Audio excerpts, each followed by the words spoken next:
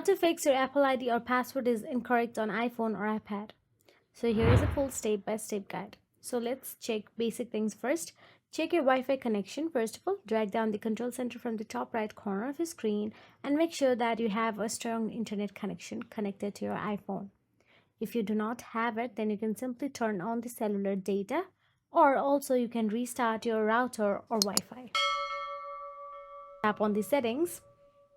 Once inside the settings, scroll down and tap on the general option available in there. Once inside the general, all you have to do is tap on the software update option available there. Now make sure that you download or install the latest version of iOS available inside your software update. And once updated, simply go back to the settings general again.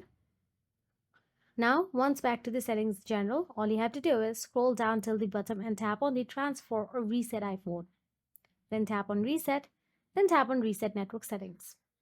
After all this, simply try logging in to your Apple ID again, or else if it still does not log in, then all you have to do is go to the Safari or any preferred web browser on your iPhone or iPad.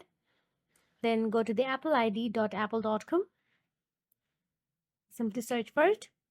Once done so, you will get to see down arrow option available at the top right corner of the screen. Tap on it.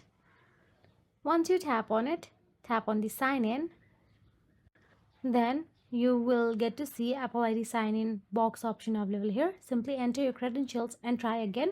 And if it still does not work, then tap on the forgot password option available there and follow the on-screen instructions to reset your password.